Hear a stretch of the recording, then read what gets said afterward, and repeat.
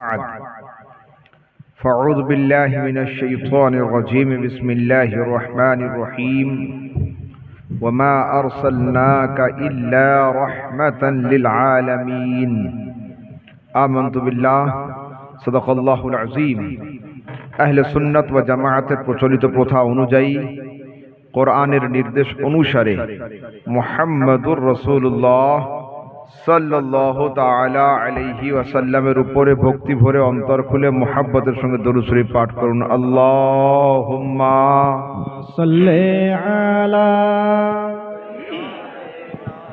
মাওলানা মুহাম্মাদ ওয়া আলা আলি সাইয়্যিদিনা মাওলানা মুহাম্মাদ সাল্লাল্লাহু আলা মুহাম্মাদিন সাল্লাল্লাহু আলা মুহাম্মাদ हरदम ज़बान से निकालो पाक नामे मोहम्मद हरदम ज़बान से निकालो शफीआना मोहम्मद সাল্লাল্লাহু তাআলা আলাইহি ওয়াসাল্লাম। হাদিসের মধ্যে আছে কুল্লু ইবনে আদম খাত্তাউন ওয়া খায়রুল খাত্তাইনা আত-তাওয়াবুন। প্রত্যেক আদমের সন্তানের মধ্যে ভুল ত্রুটি কিছুটা থাকে, উত্তম ভুলকারী সেই যে ভুলের পরে তওবা করে। আর আমাদের আরবি কিতাবে আছে সাবকাতে লিসানি, তো আমাদের একটু সাবকাতে লিসানি হয়েছে হযরত, ওই সুদ শব্দটা এখানে ইস্তেমাল হবে না। তো আসুন সবাই মিলে পাঠ করি আস্তাগফিরুল্লাহ রাব্বি মিন কুল্লি যামবি ওয়া আতুবু ইলাইহি। আচ্ছা, আল্লাহ তাবারক ওয়া তাআলা কোরআনে কারীমের মধ্যে বলছেন ওয়ামা আরসালনাকা ইল্লা রাহমাতান লিল আলামিন। নবী, আমি তোমাকে পাঠিয়েছি সমগ্র জগতের জন্য রহমত করে। এই রহমত কেমন? তা বলছে এই রহমতের তাফসিরে লেখা হচ্ছে রহমতের খাজানা করে। দুনিয়াতে যত রহমত আছে সব কিছু আল্লাহ তাবারক ওয়া তাআলা এই রহমতের মাধ্যমেই দিয়ে থাকেন। আলা হযরত ইমাম আহমদ রাজা রাহমাতুল্লাহ তাআলা আলাইহি লিখছেন, चमक तुझसे पाते हैं सब पाने वाले, मेरा दिल भी चमका दे चमकाने वाले। দুনিয়ায় সব কিছু চমকায় আয় মুস্তাফা তোমারই নূরে। দুনিয়ার সব কিছু আলোকিত হয় তোমারই নূরে। তুমি আমার দিলকেও চমকে দিয়ে দাও, তুমি আমার দিলকেও চমকে দিয়ে দাও। আমি জিজ্ঞাসা করছি হুজুর আলা হযরত, আপনি শরীর চমকানোর কথা বললেন না কেন? চেহারা চমকানোর কথা বললেন না কেন? দিল চমকানোর কথা আসলো কেন? মৌলভী আহমদ রাজা, বুঝনি এখনো? দেহ চমকানো হলো সূর্যের কাজ। যখন রোদ হয়, সূর্য ওঠে পূর্ব গগনে, আপনি যদি রাস্তায় বের হয়ে যান তো সূর্যের আলো পুরো দেহকে রোশন করে দেয়। চাঁদনি রাতে যদি আপনি বের হন তো চাঁদের চাঁদনি আপনার দেহের উপরে পড়ে। কিন্তু আমি এমন জায়গা রোশনি করার জন্য, রৌশন করার জন্য আমি প্রার্থনা করছি যে জায়গাতে সূর্যের আলো পৌঁছয় না, চন্দ্রের আলো পৌঁছয় না, তার নাম হলো দিল। আয় মুস্তাফা, তোমার নূর এমন নূর, তোমার জ্যোতি এমন জ্যোতি, যে জায়গাতে সূর্যের কিরণ পৌঁছয় না সেই জায়গাতে তোমার কিরণ পৌঁছে যায়। সুবহানাল্লাহ সুবহানাল্লাহ। বেশক যে জায়গাতে সূর্যের আলো যায় না, যে জায়গাতে চাঁদের চাঁদনি পৌঁছয় না, সেই জায়গাকে যদি রৌশন করতে হয় তো দুনিয়ার কোন প্রদীপ হবে না, ওখানে টর্চে মুস্তাফার দরকার রয়েছে। চলুন একটু আগের দিকে বোঝাই আপনাদেরকে। দুনিয়াতে আমরা সবাই এক খোদায় বিশ্বাসী। ও তো আমরা বিশ্বাসী এক খোদায়। সারা পৃথিবীর লোক এক খোদায় বিশ্বাসী নয়। কেউ দুই খোদায় বিশ্বাসী, কেউ তিন খোদায় বিশ্বাসী, কেউ বহু খোদায় বিশ্বাসী। লোক অনেক রকমের আছে সারা দুনিয়াতে। এত রকম হলো কেন? শোনেন,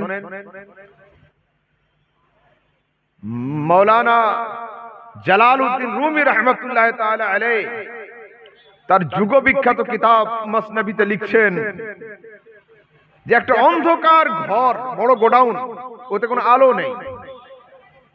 রাতের বেলা একটা হাতিকে ঢুকিয়ে দেওয়া হলো, আর 4 জন লোককে ঘরের মধ্যে নিয়ে যাওয়া হলো হাতি দেখার জন্য। অন্ধকারে হাতড়ে হাতড়ে হাতড়ে হাতড়ে একজনের হাত পড়লো হাতির সুরের উপরে। বাইরে আসলো, ওকে জিজ্ঞাসা হলো হাতি কেমন? বাঁশের মতো। আরেকজনকে নিয়ে যাওয়া হলো, ওর হাত পড়লো হাতির কানের উপরে। বাইরে আসার পরে জিজ্ঞাসা হলো হাতি কেমন?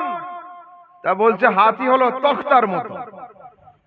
আরেকজনকে নিয়ে যাওয়া হলো, ওর হাত দেওয়ানো হলো হাতির পায়ের উপরে। অন্ধকারে হাত দিল, বাইরে আসলো, কি বুঝলে? তা বলছে হাতি মোটা গাছের মতো।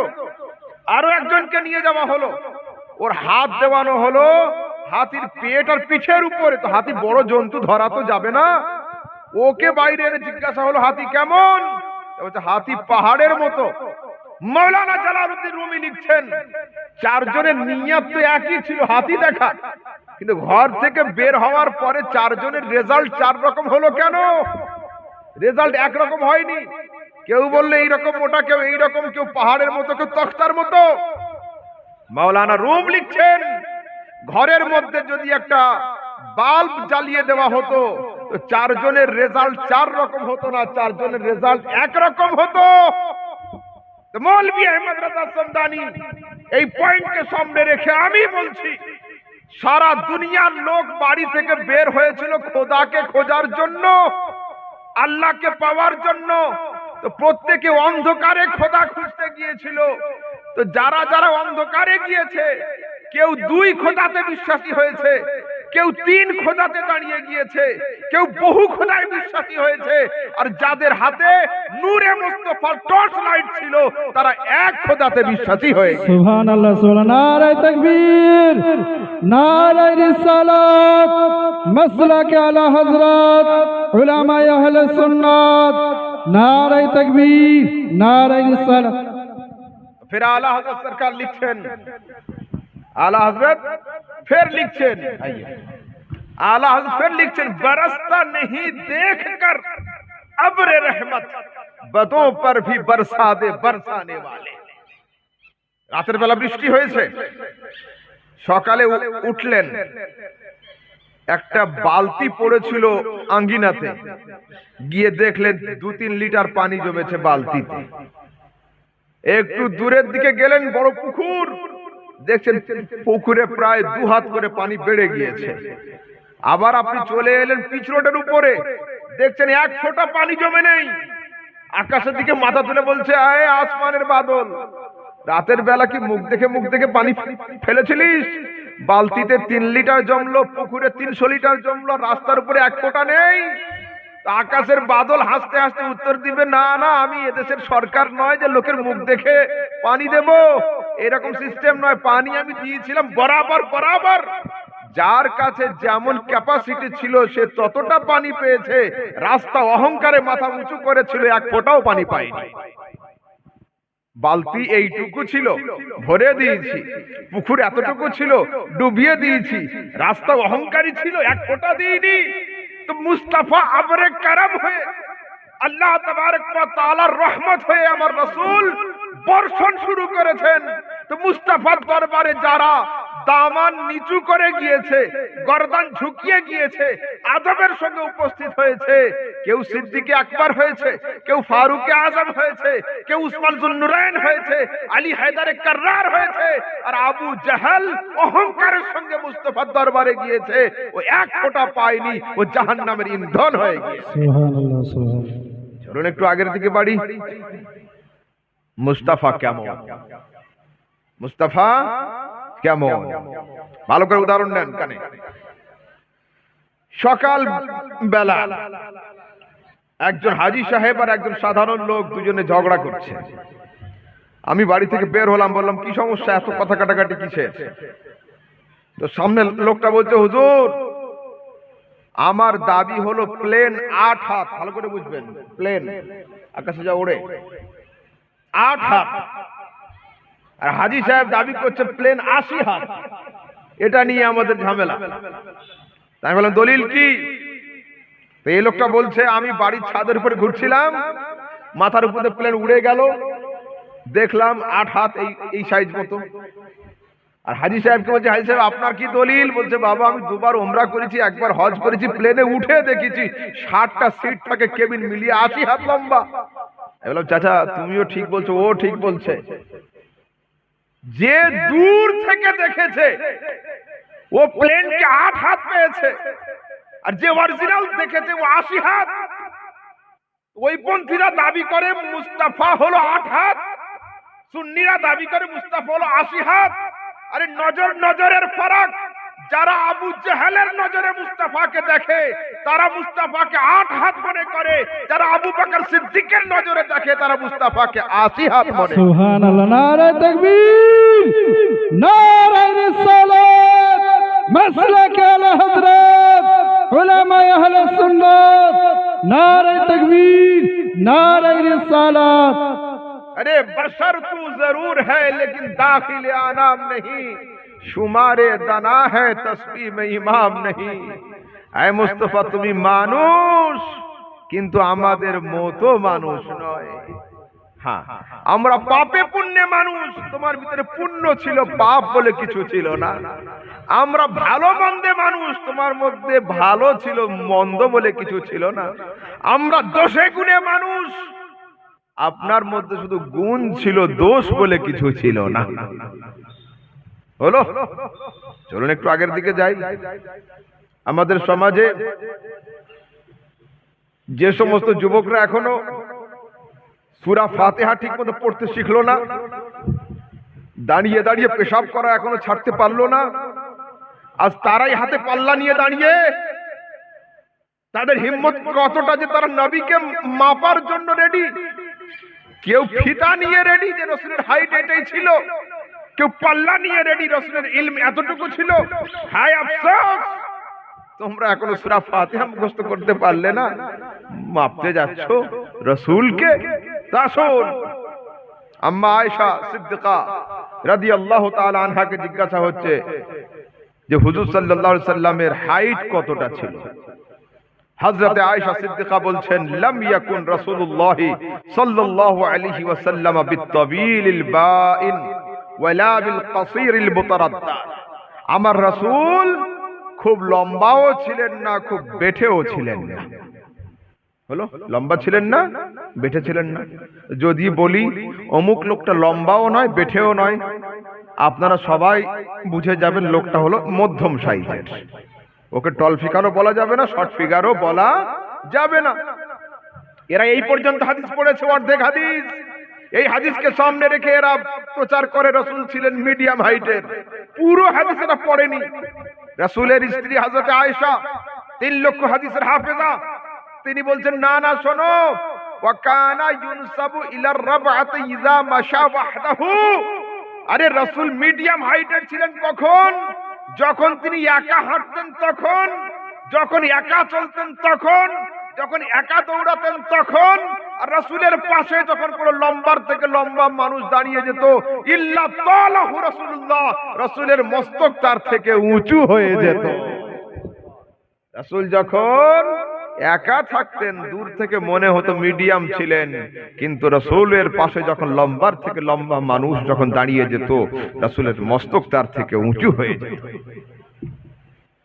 বিদায় হজের সময় লক্ষাধিক সাহাবী সঙ্গে ছিল, সবার থেকে রাসূলের মস্তক উঁচু ছিল, রাসূলের থেকে কারো মাথা উঁচু ছিল না। চলুন একটু আগের দিকে যাই। এরা মাপতে আরম্ভ করেছে। কি ভাবছে?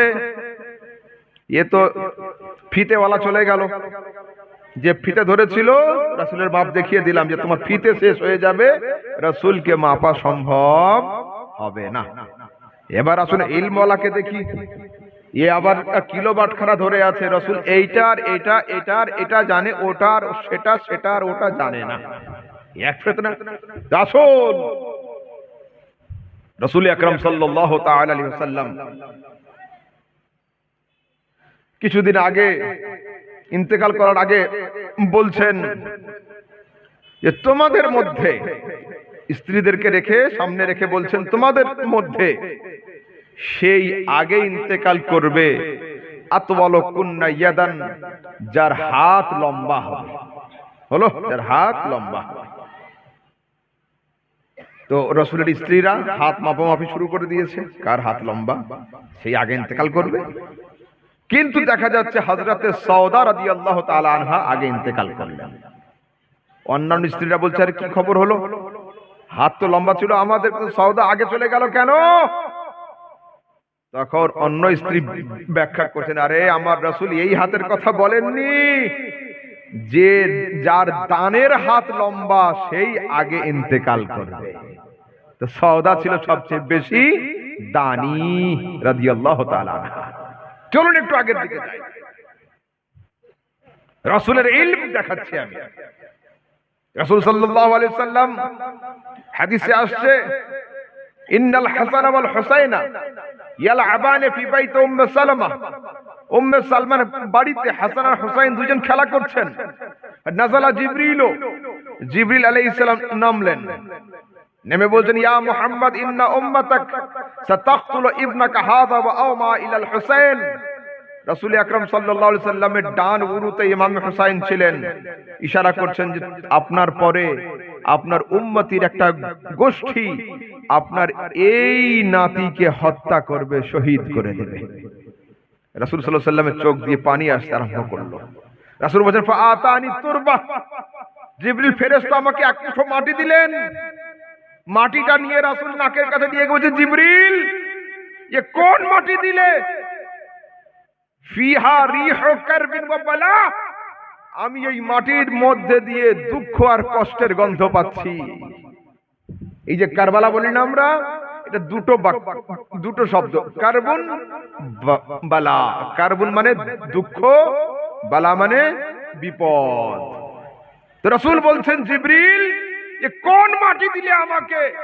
আমি এই মাটির ভিতর থেকে কারবালার গন্ধ পাচ্ছি। কি নাক আর কি চোখ আমার মুস্তাফার, ঘ্রাণ নিয়ে কি বলছেন যে আমি এর থেকে কারবালার গন্ধ পাচ্ছি। রাসূল মাটিটা নিয়েছেন, নিয়ে ওনার স্ত্রী উম্মে সালমাকে দিয়েছেন, উম্মে সালমা রাখো, ইযা তাহাওয়ালাত হাযিহি তুরবাতু দামান ফা'লামি আন্না ইবনি কদ কুতিল। মাটিটা সযত্নে রাখো, যেদিন তুমি দেখবে এই মাটি রক্ত বর্ণে পরিণত হয়েছে, সেদিন তুমি জানবে আমার হুসাইন শহীদ হয়ে গিয়েছে। এখন যদি আমি বলি যে আজকের জলসায় যাচ্ছ, যাও জলসার আখিরি দোয়া কোন মাওলানা সাহেব করে তুমি দেখে আসবে। তো যতক্ষণ জলসা শেষ না হবে ততক্ষণ তো ওর যাওয়া চলবে না।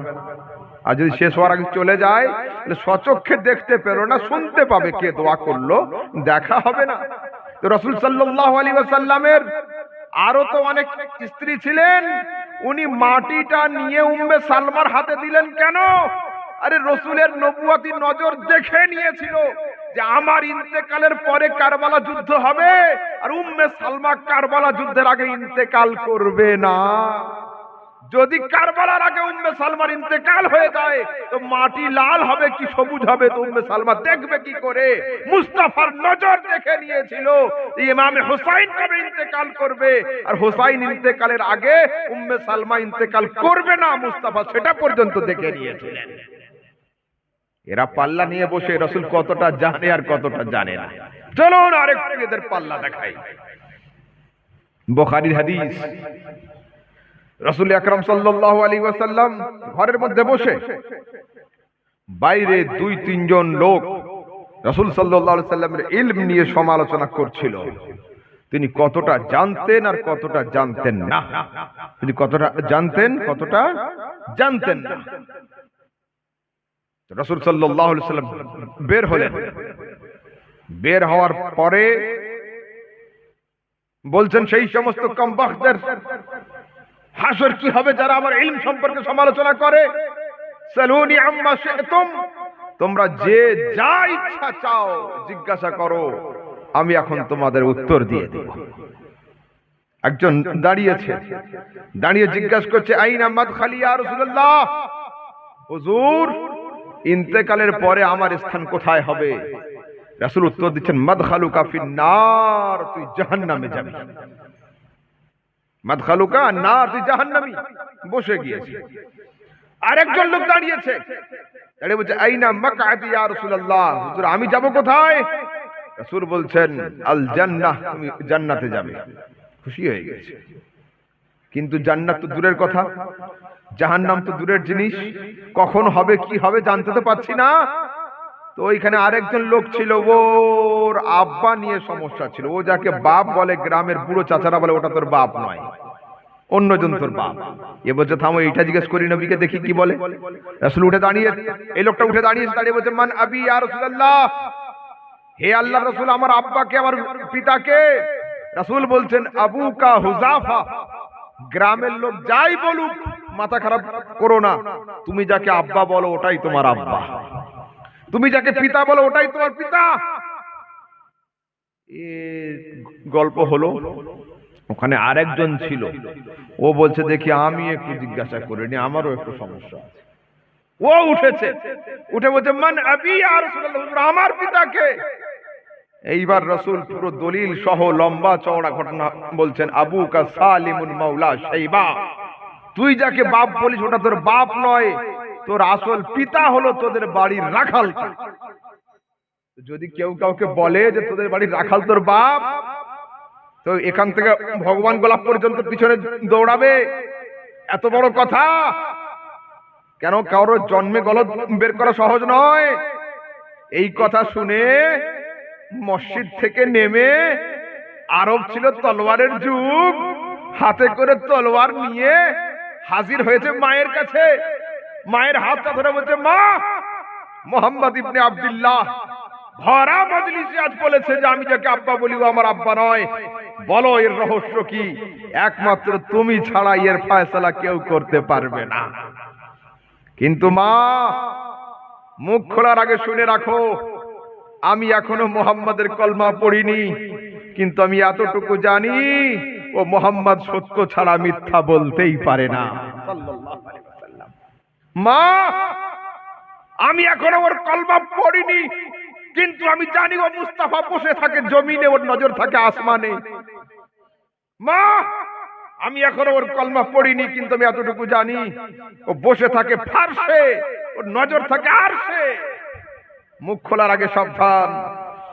মা আস্তে করে বলছো, বাবা তলোয়ার রাখো, তোমার আব্বা হলেন এই এলাকার সবচেয়ে বড় জমিদার, কিন্তু তোমার আব্বার ভিতরে সে শক্তি ছিল না যাতে বাচ্চা পয়দা হয়। তো আমি দেখলাম যে তোমার বাপ যদি মরে যায় তো সমস্ত সম্পদ নিলাম হয়ে যাবে, প্রপার্টির মালিক কেউ থাকবে না। তাই তোমার বাপের এই জমিদারিকে রক্ষা করার জন্য বাড়ির রাখালকে দিয়ে আমি তোমাকে জন্ম দিয়েছিলাম। ও পৃথিবীর মানুষ, তোমরা মুস্তাফা কারীমের ইলমকে পাল্লাতে ওজন করতে চাইছো। আল্লাহ তাবারক ওয়া তাআলা রাসূলের নজরে এমন পাওয়ার দিয়েছিলেন, ও নজর উঁচু করলে সাতটা আসমান দর্শন করে নিতেন, নজর নিচু করলে সপ্ত জমিনকেও দেখে নিয়ে নিতেন। সেই রাসূল সম্পর্কে, तेरा मसनद नाज है अर्श बरी, तेरा महरम राज है रूहे अमी, तू ही सरवर हर दो जहां है शाह, तेरा मिसल नहीं है खुदा की कसम। ऐ मुस्तफा, তুমি আল্লাহর আরশকে ওভারটেক করে চলে গিয়েছো মেরাজের রাতে। সারে আরশ पर है तेरी गुजर, दिले फर्श पर है तेरी नजर, मलकूत मुल्क में कोई शय नहीं, वो जो तुझ पे आया नहीं। ऐ मुस्तफा, মেরাজের রাতে তুমি খোদার আরশকে অতিক্রম করে চলে গিয়েছো, আর জুমার দিনে 36 জন কাফেরের অন্তর জমিতে তুমি হাল চষে দিয়েছো। আয় মুস্তাফা, তোমার চোখে আর গায়েব বলে কি থাকতে পারে? তোমার চোখে আর অদৃশ্য বলে কি থাকতে পারে? তুমি সব দেখেছো। দুনিয়ার সবচেয়ে বড় গায়েবের নাম হলো আল্লাহ। আল্লাহর নাম হলো গায়েবুল গায়েব। ওই এমন গায়েব যেটা হাওয়াসে খামসা আরবিতে পড়ানো হয় পঞ্চ ইন্দ্রিয়। আল্লাহ পাক পঞ্চ ইন্দ্রিয়ের বাইরে, না তাকে ছোঁয়া যায়, না ধরা যায়, না চাখা যায়, না শোনা যায়, না দেখা যায়। মানুষের দেহে যে পঞ্চ ইন্দ্রিয়ের বাইরে বর্তমান সময়ে সায়েন্স এখন 6 সেন্স বের করে দিয়েছে। আগে ছিল পঞ্চ ইন্দ্রিয়, এখন 6টা ইন্দ্রিয় হয়েছে। কিন্তু আল্লাহ পাক 6টা কেন 100টা ইন্দ্রিয় বের হয়, প্রত্যেকটা ইন্দ্রিয়ের বাইরে থাকবে আল্লাহ। কেন? মাসে আল্লাহ, আল্লাহ ছাড়া দুনিয়াতে যা আছে সব মাখলুক কোনদিন খোদাকে ইহাতার মধ্যে আনতে পারে না। লা তুদরিকুহুল আবসার, এই চোখ খোদাকে ধরতে পারে না। ঠিক আছে? তো আল্লাহ তাবারক ওয়া তাআলা রাসূল বলছেন, রাআইতু রাব্বি মাররাতান বিল বাসার মাররাতান বিল ফুয়াদ। আমি আমার খোদাকে 2 বার দেখেছি, একবার এই চর্মচক্ষু দিয়ে দেখেছি, একবার অন্তচক্ষু দিয়ে দেখেছি। হাসাইসে কোবরা রিওয়ায়াতে। আর সিহাসিত্তার রিওয়ায়াতে রাসূল বলছেন, রাআইতু রাব্বি আযজা ওয়া জাল্লা ফি আহসানি সূরা فوضع كفه بين كتفي ووجدت بردها بين ثديي فعلمت ما في السماوات وما في الارض। আমি মুস্তাফা আমার খোদাকে সুন্দর কুদরতি চেহারাতে দর্শন করেছি। খোদার 2খানা কুদরতি হাতকে রাখা হয়েছে আমার পিঠের উপরে। খোদার কুদরতি হাতের ঠান্ডাকে আমি অনুভব করেছি সিনা দ্বারা। ফালিমতু, আমি জেনে ফেলেছি, মা ফিস সামাওয়াতি ওয়া মা ফিল আরদ, আকাশ জমিনে যা আছে সব, আকাশ জমিনে যা আছে সব। তো খবরদার, রাসূল আকরাম সাল্লাল্লাহু তাআলা আলাইহি ওয়াসাল্লাম সম্পর্কে আমরা না ফিতা বের করব তার হাইট মাপার জন্য, না পাল্লা বের করব তার ইলম অর্জন করার জন্য, কোনদিন নয়, কোনদিন নয়।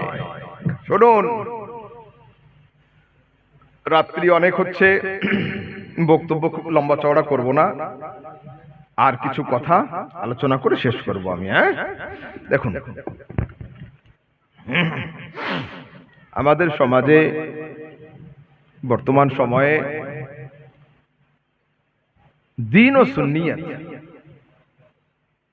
এ বিষয়ে আমরা উদাসীন। দেখবেন, পিতা বা দাদা যখন খুব বুড়ো হয়ে যায় এবং বুঝে ফেলে যে হয়তো আমার ইন্তেকাল হয়ে যাবে, মরণ আমার কাছে আসছে, তখন আমাদের সমাজের বয়স্ক গার্জেনরা কি করে বলুন তো? ছেলে, মেয়ে, বউ, বেটাকে ডেকে জমির দলিল, খতিয়ান নাম্বার, দাগ কারোর নামে লিখে দিয়ে রেজিস্ট্রি হয়ে, তারপরে যদি কারোর কাছে লেনদেন থাকে সেগুলো হিসাবপত্র বুঝিয়ে দেয় যে বাবা কখন কি হয়ে যাবে, আমার ইন্তেকালের পরে যেন তোমাদের অসুবিধা না হয়। ঠিক আছে?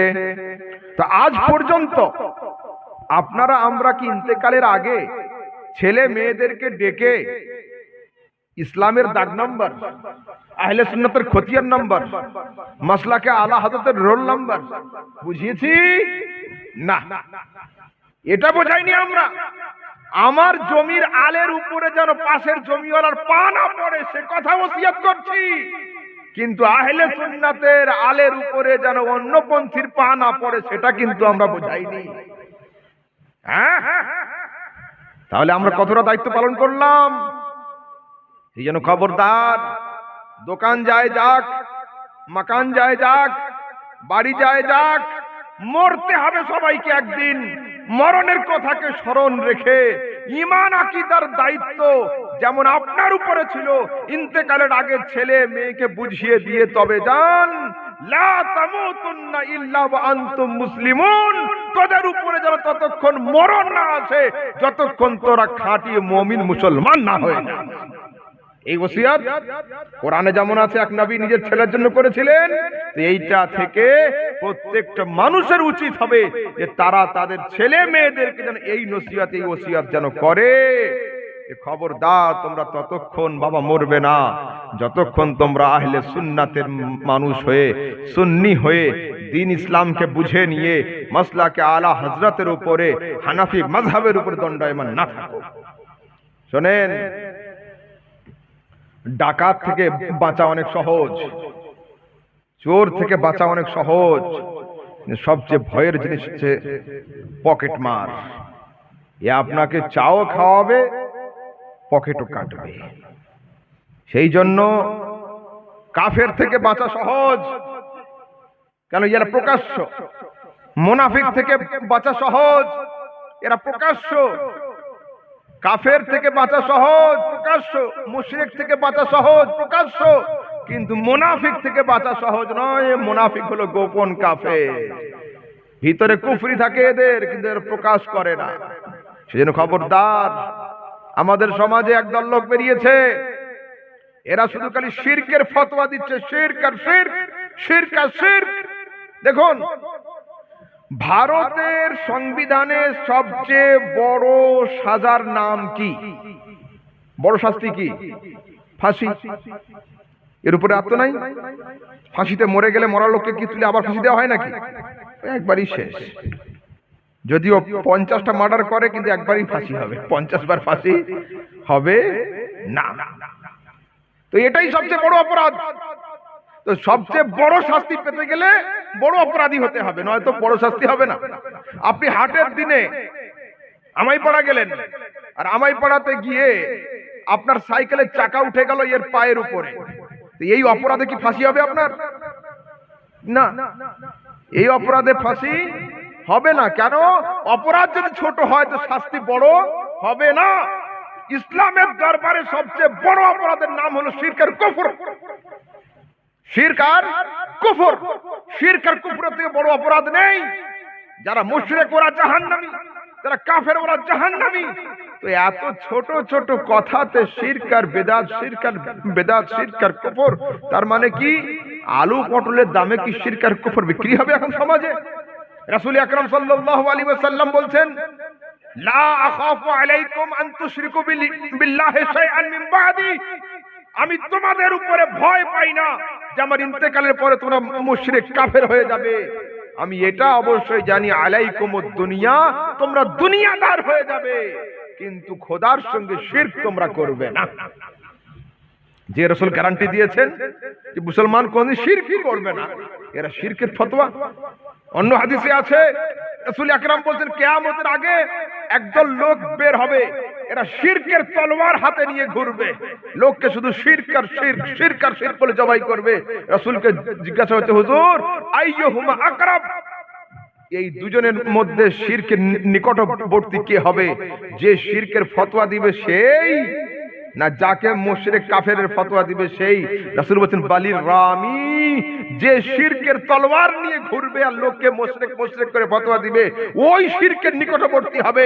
যাকে মুশরিক বলে ফতোয়া দেবে ও শিরক থেকে অনেক দূরে সরে যায় আমাদের সমাজে। সেই জন্য শুনুন, মুনাফিক হলো সবচেয়ে ভয়ের কারণ। আমাদের সমাজে আলেম রূপী কিছু লোক থাকে, তারা মুনাফিক। এরা সরাসরি বিরোধিতায় আসে না। আর আরবিতে একটা প্রবাদ বাক্য আছে, আস-সাকিতু আনিল হক্কি শায়তানুন আখরাস। সত্য কথা বলতে যে দ্বিধাবোধ করে, ওর নাম হলো গোগা শয়তান। সেজন্য খবরদার, ভালো কাজে মুখ খুলুন, খারাপ কাজের বিরোধিতা করুন। ভালো কাজের সাপোর্টে মুখ খুলতে হবে, খারাপ কাজের বিরোধিতায় মুখ খুলতে হবে। এখন আমার সমাজে বেশ কিছু এডুকেটেড যুবক বের হয়েছে, এরা আবার নিউট্রাল, নিজেদের দাবি করে we are neutral person, we can't say anything, আমরা কাউকে কিছু বলবো না, বলতেও পারবো না, আমরা নিউট্রাল। আচ্ছা, মোটরসাইকেল যারা চালান তারা জানেন নিউট্রাল, নিউট্রালে যত পিক আপে চাপ দেন কোনো দিকে গাড়ি যাবে না। ফোর হুইলারে গিয়ার দুই রকম থাকে, সামনের গিয়ার থাকে, ব্যাক গিয়ারও থাকে। তো হয় তোরা সামনের পন্থী হয়, না নয় পিছন পন্থী হও, যে কোনো একদিকে তো গিয়ার দে, ওটা নিউট্রাল। তো শোনেন নিউট্রাল কাকে বলে? একটা 3 তলা জাহাজ, হযরত 3 তলা জাহাজ পানিতে ভাসছে, 3 দিনের সফর, 3 দিন 3 রাত, দুধ যাচ্ছে। তো এই জাহাজের উপর তলাতে বেশ কিছু ছেলে আছে, মিডিল তলাতে আছে, নিচুর তলাতেও আছে।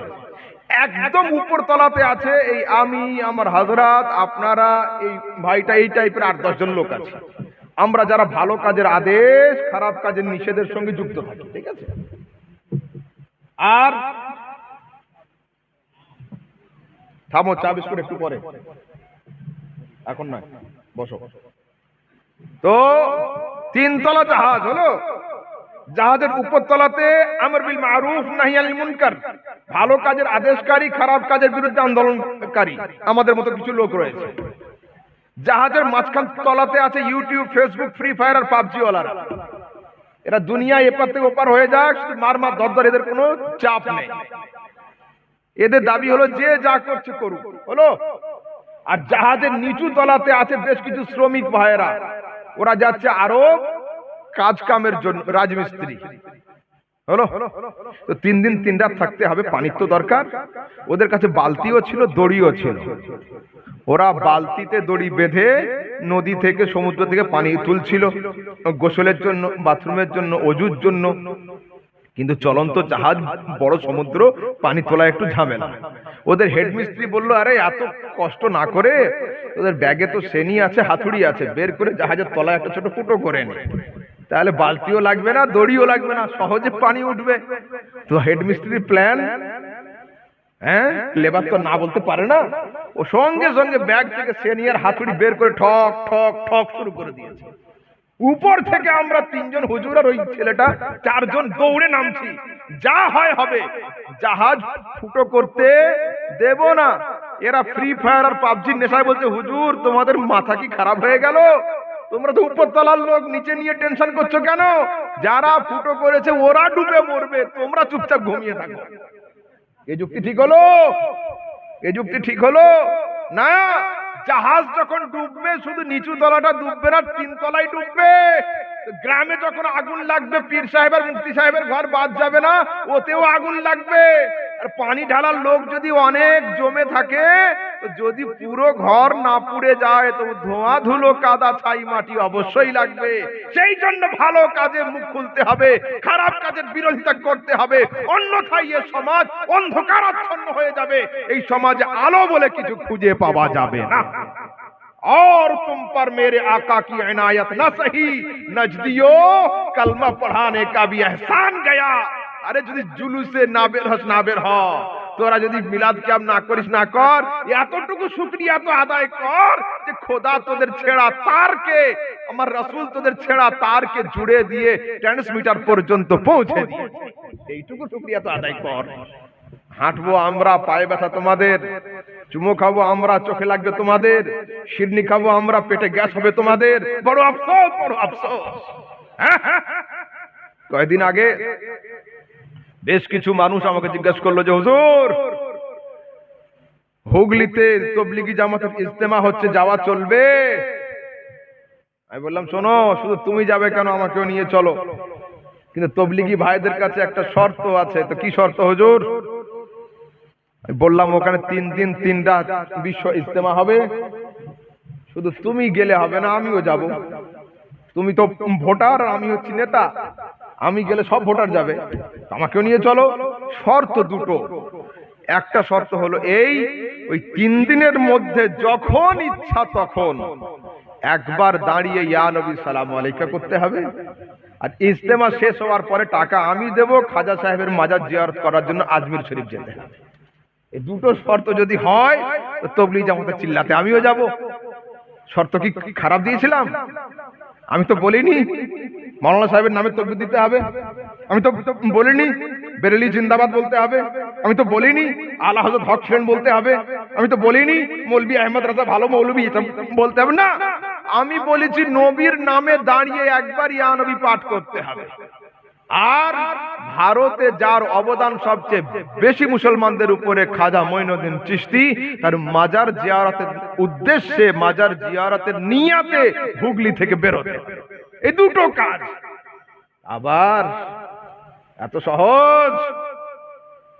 শোনেন, যারা রাসূল আকরাম সাল্লাল্লাহু তাআলা আলাইহি ওয়াসাল্লামের সঙ্গে জেদাজেদি করে দরুদ সালামকে না পড়ে, আমাদের তাদের সঙ্গে কোনো সম্পর্ক নেই। রাতের বেলা আমি আর আমার হযরত দুজন খেতে বসলাম, রুটিও আছে, ভাতও আছে।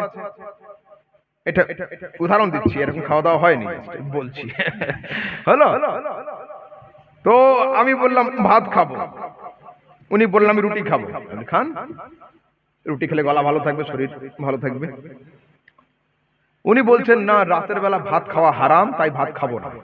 আমি কিন্তু ভাত রেখে দিয়ে শুরু করবো মুনাজাত। আপনি ভাত খাবেন না, আপনার পেটে অসুবিধা, আমার কোনো আপত্তি নেই, কিন্তু ভাত খাওয়া হারাম বললেন, দলিল দিতে হবে। তোমার পায়ে ব্যথা, তুমি ক্যাম করো না, আমার কোনো অসুবিধা নেই, কিন্তু ক্যাম হারাম যখন বলবে তখন কিন্তু আমি উঠে দাঁড়াবো যে কোথায় লেখা আছে। অনেক লোকের দেখুন, ডাক্তার মানা করে দেয় যে তোমার পেটের সমস্যা, দুধ, ডিম আর ঘি তিনটা খাওয়া যাবে না। তো যদি ইমাম সাহেবকে ডাক্তার মানা করে দেয় দুধ, ডিম আর ঘি খেতে, তো ওই গ্রামের সব লোকের জন্য কি দুধ, ডিম আর ঘি হারাম হয়ে যাবে? ইমাম সাহেব পেটের সমস্যা, এটা তার পার্সোনাল ম্যাটার, এটা শরীয়তের সঙ্গে কোনো সম্পর্ক রাখে না। যদি কেউ পার্সোনালি দাঁড়াতে না পারে, ল্যাংড়া হয়, তো আমার আপত্তি তো নেই। আমি তো বলিনি যে তোমাকে লাঠির মাথায় তুলেও আমি ক্যাম্প করাবো, কিন্তু ক্যাম হারাম যখন তুমি বলবে তখন তো তার পিছনে দলিল দিতে হবে। আমি তো বড় আশ্চর্য, লোক মাদ্রাসা করছে, কেউ মাদ্রাসা দখল করে বসে আছে, অথচ এতটুকু নলেজ তাদের নেই। এদের দাবি হলো এই, আগে সালাম পরে কালাম।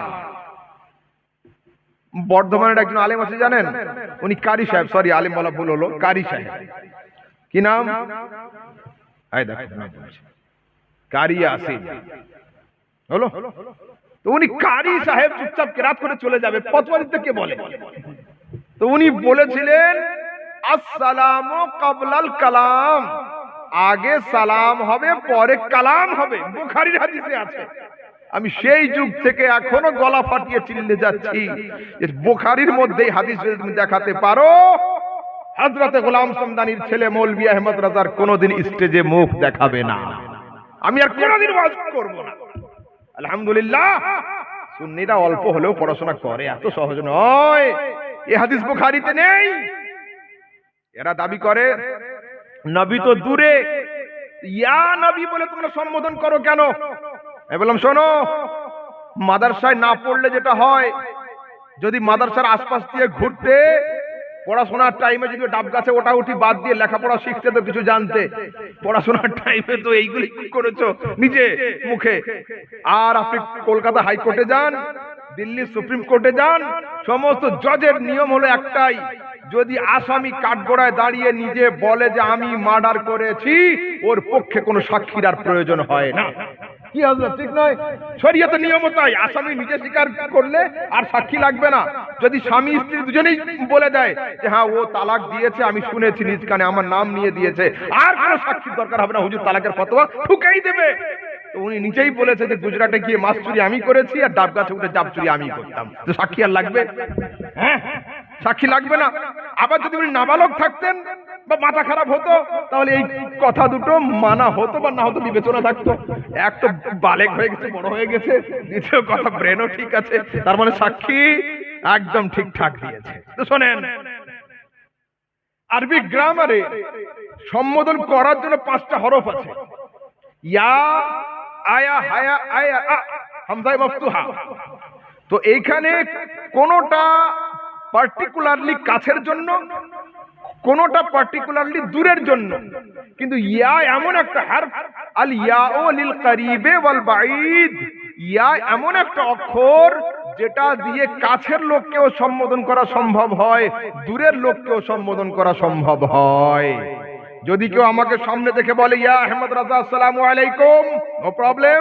যদি এখান থেকে ফোন করে বলে ইয়া কারি সুদাইস শেখ আসসালামু আলাইকুম কাবার ইমাম, সেটাও জায়েজ। তো যদি কেউ নবীকে কাছে মনে করে তাও ইয়া নবী বলা জায়েজ, যদি নবীকে কেউ দূরে মনে করে তাও ইয়া নবী বলা জায়েজ। হলো? এটা তো আমাদের মাদ্রাসার ক্লাস 3 এর কিতাবে না, সানিয়া ক্লাস 2 এর কিতাবে এটা পড়ানো হয়, আর ওনারা উচ্চ মাধ্যমিক পাস করে বসে আছে, এইটুকু জানে না। ফের আরেকটু চলুন, কি সূত্র এনেছে, বলছে আগে সালাম হয় পরে কালাম হয়। আমি বললাম আহা, যদি কাফিয়াটা একটু পড়তে, শেরে জামিটা যদি পড়তে, হ্যাঁ কাফিয়ার সাথে যে আমি যদি পড়তে ওজনে শের ছন্দ মেলানোর জন্য মুকদ্দম মুআখার দুটোই যায়, ছন্দ মেলানোর জন্য অগ্র পশ্চাৎ দুটোই জায়েজ। যদি কেউ বলে আসসালামু আলাইকা ইয়া নবী, এটাও জায়েজ। আর যদি ছন্দের ওজন ঠিক রাখার জন্য বলে ইয়া নবী সালামু আলাইকা, এটাও জায়েজ। এটা গ্রামার আর্টিকেল, ঠিক আছে? দেখুন, গ্রামারের কোনো ধর্ম হয় না, ঠিক আছে? ম্যাঙ্গো মানে আম, হিন্দুদের পণ্ডিত পড়লেও আম, মুসলমানদের মৌলবি পড়লেও আম, শিখেদের গুরু পড়লেও আম, নাস্তিক পড়লেও আম।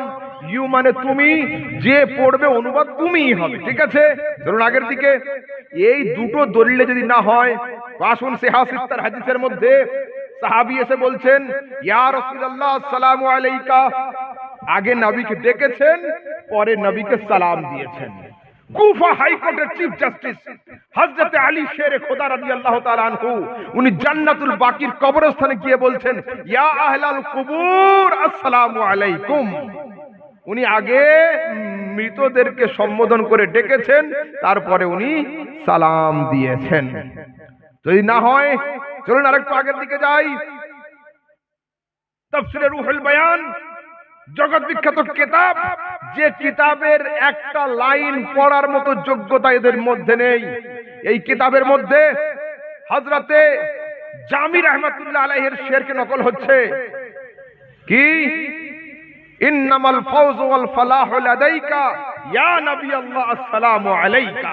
ওখানে আগে ইয়া নবী আল্লাহ বলে ডাকা হয়েছে, পরে আসসালামু আলাইকা বলা হয়েছে। চলুন, এরা তো না আরবি জানে না উর্দু, একটা ফার্সি কিতাবের রেফারেন্স দিই। ফার্সি তো জানেই না এরা। ফার্সি শেখ সাদির নাম শুনেছেন? হ্যাঁ, শেখ সাদি দুটো কিতাব, গুলসতার বোস্তা। তো শেখ সাদি লিখছেন চে ওয়াসফাত কুনাত সাদি আজনা তামাম আলাইকা সালাত আয়ে নবী ওয়াস সালাম। শেখ সাদি লিখছেন আয়ে নবী ডেকেছেন আগে, পরে তিনি ওয়াস সালাম বলে সালাম দিয়েছেন। আলহামদুলিল্লাহ, গ্রামার আর্টিকেল গত দিক দিয়ে কোন দিক দিয়ে ইয়া নবী সালামু আলাইকা কে কেউ রং বলে প্রমাণ করতে পারবে না। আবার আসুন, আরো একটা পয়েন্ট দিচ্ছি। কোরআনে কি বলেছেন আল্লাহ?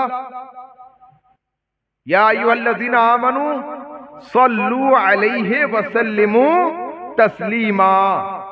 তোমরা দরুদ পড়ো এবং বেশি বেশি করে সালাম দাও। বচন কটা বাংলায়? বচন বচন তিনটে, এক বচন, দ্বিবচন, বহু বচন, ওয়াহিদ, তাসনিয়া, জামা। একটা হলে এক বচন বলে, দুটো হলে দ্বিবচন বলে, আর মিনিমাম 3 থেকে নিয়ে যত হোক এটার নাম বহু বচন। তো রাসূলের ক্ষেত্রে আল্লাহ দরুদ পড়তে বলেছেন, শুধু দরুদ। আর সালামের ক্ষেত্রে কি বলেছেন? সাল্লু আলাইহি সাল্লিমু তাসলিমা। বেশি বেশি বেশি তখন হয় যখন মিনিমাম 3 হবে, 3-এর উপরে হলে তবে বেশি।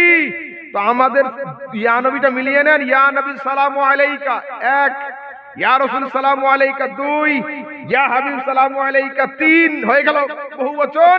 সাল্লু আলাইহি ওয়া সাল্লিমু সালাওয়াতুল্লাহ আলাইকা, একবার দরুদ, 3 বার সালাম, একবার দরুদ। আল্লাহ যেমন পড়তে বলেছে সুন্নিরা ঠিক তেমনই পড়ে।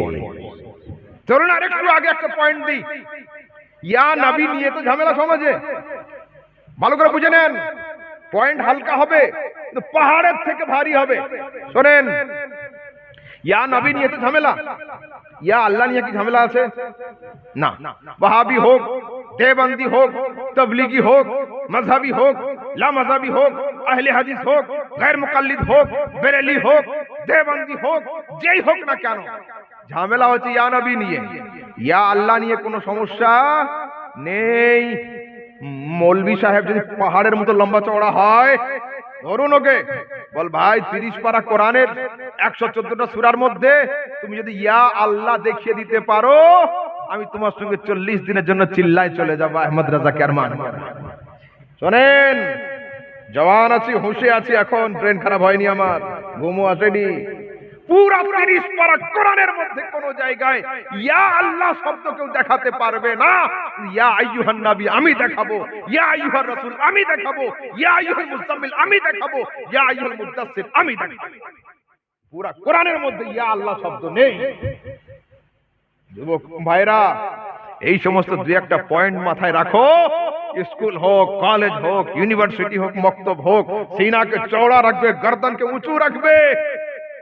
খবরদার কোন জায়গায় হারার চান্স নেবে না। কেন? তুমি তো জেতা পার্টির ভোটার, তোমার মাথা নিচু হবে কেন? যারা হেরেছে পার্টি তারা মাথা নিচু করবে। খবরদার নয়। ইয়া আল্লাহ পুরো কোরআনে কোন জায়গাতেই নেই। বাস এই পর্যন্ত শেষ করছি। কারো কিছু বলার আছে? আর কোন প্রশ্ন হবে?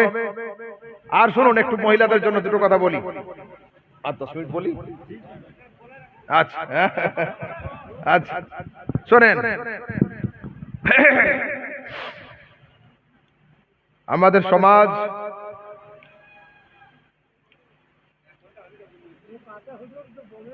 শোনেন,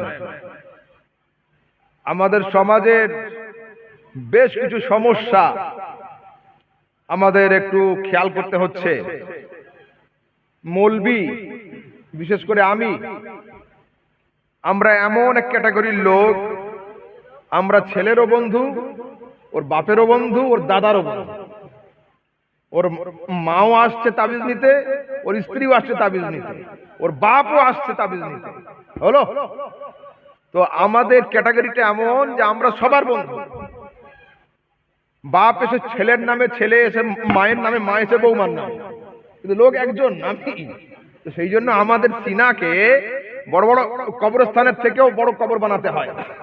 কেন? এনার কথা ওনাকে শুনিয়ে দিলে ঝামেলা হয়ে যাবে বাড়িতে। তো সেই জন্য দু তিনটে কথা আপনাদেরকে বলি। মহিলারা একটু ভালো করে কান দিয়ে শোনেন। বিষয় হলো এই, এখন প্রত্যেকটা বাড়িতে ঝামেলা, সাংসারিক। প্রত্যেকটা বাড়িতে সমস্যা, সাংসারিক। এ বিষয়ে দুটো কথা আমি বলি। সেটা হলো এই যে গ্রামে যদি কোনো মহিলা ভালো জামাই পায়, ও গ্রামের মেয়েদের কাছে খবর দেয় যে আমার জামাই এত ভালো, আমার মেয়ে যা বলে ও তাই শোনে। আমার মেয়ে যদি উঠতে বলে আমার জামাই ওঠে, মেয়ে বসতে বললে আমার জামাই বসে। হলো? এইবার ওর ছেলে একটা মেয়েকে বিয়ে করে নিয়ে এসছে, দেখাশোনা হয়ে বৌমার কথা যদি ওর ছেলে যদি শোনে, ওই মেয়ে কিন্তু অন্যজনের কাছে গিয়ে বলছে যে আমার ছেলে বউয়ের গোলাম হয়ে গিয়েছে। ও আর আমাদের নেই, বউ যা বলে তাই শোনে। বিচার কি ঠিক হলো? বিচার ঠিক হলো না? আপনার জামাই যদি আপনার মেয়ের কথা শোনে, এটা খুব ভালোভাবে নিচ্ছেন, কিন্তু আপনার ছেলে যদি বৌমার দুটো কথা শোনে ভালোবাসার খাতিরে, আপনি এটাকে নেগেটিভ মাইন্ডে নিচ্ছেন কেন? ঝামেলা তো এইখানেই, ঝামেলা এইখানেই। দ্বিতীয় কথা শোনেন, বাড়িতে মাই হলো সংসার ভাঙার মূলে। যে বাড়িতে তালাক তালাক তালাক হচ্ছে, এর বীজ বপনকারী হচ্ছে মা। কিভাবে? মায়ের ফজিলত বলবো, একটু পরে শোনেন। ঠিক দুপুর 12টার সময় মা ফোন করবে, একবার রিং হবে, দুবার রিং হবে, 3বার রিসিভ হবে। মা কি করছো? এই তো শ্বশুর শাশুড়িকে খাইয়ে আমি উঠলাম। আচ্ছা আচ্ছা, ঠিক ঠিক। পরের দিন আবার কিন্তু ফোন করবে, দুপুরেই ফোন করবে যখন ব্যস্ত থাকে মেয়েরা। কি করছো মা, এতক্ষণ ফোন ধরতে দেরি কেন? ও এই জামা কাপড় কাচছিলাম, তোমার জামাইয়ের, আমার শ্বশুরের, শাশুড়ির সব জামা কাপড় আজকে কাচা। আচ্ছা আচ্ছা। ফের তৃতীয় দিনে ফোন করবে, মা কি ব্যাপার আজকের ফোন তাড়াতাড়ি ধরছো না কেন, কি হলো? বলছো ওই সবার খাওয়া দাওয়া হলো, থালা বাসন ধোয়া হলো, এইবার তোমার নাতি নাতনি গুলো নিয়ে বসেছি, সারাদিন কাজ আর কাজ। হলো? এইখানে ওর মা কিন্তু ছোট্ট করে মেয়ের কানে দিয়ে দিবে, তুমি তো আমার বাড়িতে রানীর মতো ছিলে, শ্বশুর বাড়ি গিয়ে তুমি চাকরানি হয়ে গেছো মা, এত কাজ করছো।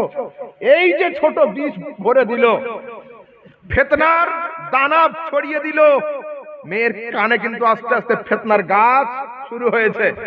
3 দিন পরে হঠাৎ করে জামাইয়ের একটা ভুল দেখে, তোমার সংসারে আমি থাকবো না, আমাকে দিয়েছো, হয় তালাক দাও, নয় আমি সুসাইড করব।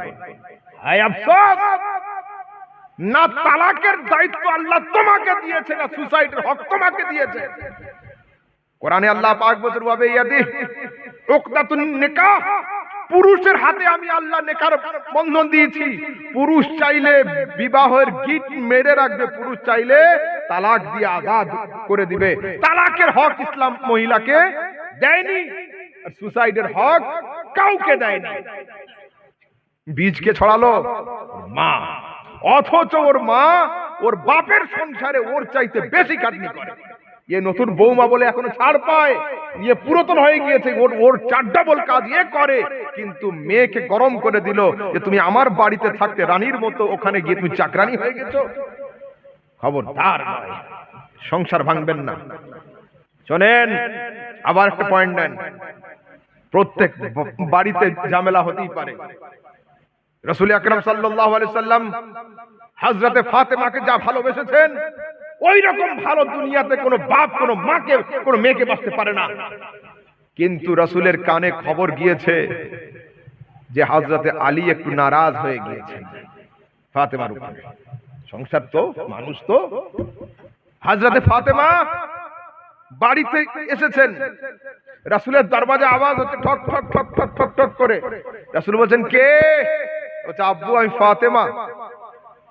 আমার রাসূলের হিকমত দেখুন, হযরত রাসূলের হিকমত। রাসূল বলছেন মা আলী কই, জামাই কই? বলছে আব্বু আলী বাড়ির ওদিকে আছে। রাসূল বলছেন মা আমার আলীর সঙ্গে খুব দরকার, একটু ডেকে নিয়ে এসো, তারপরে একসঙ্গে ঢুকবে, আমি এখন গেট খুলছি না। আল্লাহু আকবার, আল্লাহু আকবার, কি হিকমত! স্ত্রী গিয়ে যখন ফের স্বামীকে ডাকবে তো আর রাগ থাকবে? আর এখনকার শ্বশুর আগে থানাতে যায়, তারপরে এই কুলাঙ্গার বাপ জামাইকে ফোন করে। মেয়ের কথা শুনে কোন সময় এ কিন্তু জামাইকে ফোন করে জিজ্ঞাসা করে না যে আবাব তোমার সঙ্গে আমার মেয়ের কি হয়েছে গো, এসো না। আরে ওটা ছোট, ও তোমার থেকে বয়সে 5 বছরের ছোট, ওর ব্রেন বুদ্ধি কম, ভুল করবে, তুমি মানিয়ে নিবে। তোমার শাশুড়ি এসে হাজার ভুল করেছিল, আমার আব্বাও মেনে নিয়েছিল, আমিও মেনে নিয়েছিলাম, এখন দেখছো গার্জেন হয়েছি আমরা। এ কথা নয়, আগে এই শয়তান কোথায় চলে যায়? থানাতে। আর আল্লাহ তাবারক ওয়া তাআলা বলছেন যে মুসলমান ভাই ভাই ফাসলিহু বাইনা আখাওয়াইকুম, যদি তোমাদের মধ্যে কোনো সমস্যা দেখা যায় জালেম আদালতের কাছে গিয়ে ইনসাফের ভিক্ষা চেও না, নিজেদের সমাধান নিজেরা সমাধান করে নিয়ে নাও, নিজেদের সমস্যা নিজেরা সমাধান করে নাও, জালেমদের কাছে গিয়ে ইনসাফের ভিক চাইবে না। এটাই তো অবস্থা। শুনুন আরেকটু আগের দিকে, 7 জন মহিলা রাসূলের দরবারে হাজির হয়েছে। ওই বলছে ইয়া রাসূলুল্লাহ স্বামীর হক কতটা? রাসূল বলছেন যদি তোমার স্বামীর মাথার চুল থেকে নিয়ে পায়ের নখ পর্যন্ত ঘা হয়ে যায়, পূজার রক্ত দরদর করে ঝরে পড়ে, আর তুমি কোনো কাপড় নয়, টিস্যু পেপার নয়, জিভ দিয়ে চাটতে চাটতে পরিষ্কার করে দাও, তবুও স্বামীর হক আদায় হবে না। এই কথা শুনে 7 জন মহিলা রাসূলের দরবারে হাত জোড় করে দাঁড়িয়ে গেছে, ইয়া রাসূলুল্লাহ এক্সেপশনের মশলা চালু করে দিন, ব্যতিক্রম মশলা চালু করে দিন, আমাদের 7 জনের জন্য শরীয়ত পাল্টে দিন, আমরা বিয়ে করব না, স্বামীর হক আদায় করতে পারবো না। রাসূল বলেন নেভার, কোয়াইট ইম্পসিবল, খবরদার এটা অসম্ভব হবে না, বিয়ে করতে হবে। এবার শুনুন, মহিলা বাড়ির রানী, মহিলা বাড়ির রানী, কিন্তু মহিলাদের রানীত্ব ততক্ষণ টিকে থাকবে বাপ যতক্ষণ বাদশা হয়ে দাঁড়িয়ে থাকবে। আমাদের সমাজের মহিলারা পুরুষদের মানতে চাইছে না। সমাজের 90% পুরুষ হলো নির্যাতিত। এই সেন্সাসের কথা বলছি আমি, 90% পুরুষ হলো নির্যাতিত মহিলাদের কাছে। শুনে রাখুন, এত সহজ নয়। একজন পুরুষকে হয় বাইরে যখন থাকে, জানেন একটা পুরুষ কত ব্যস্ত থাকে, কত লাঞ্ছনা খেতে হয়, কত ভৎসনা খেতে হয়, কত গালি শুনতে হয়। একজন পুরুষ সারা দিন রোদে পুড়ে জলে তাপে কষ্ট করে যখন বাড়িতে ঢোকে, মালাকুল মউতের মতো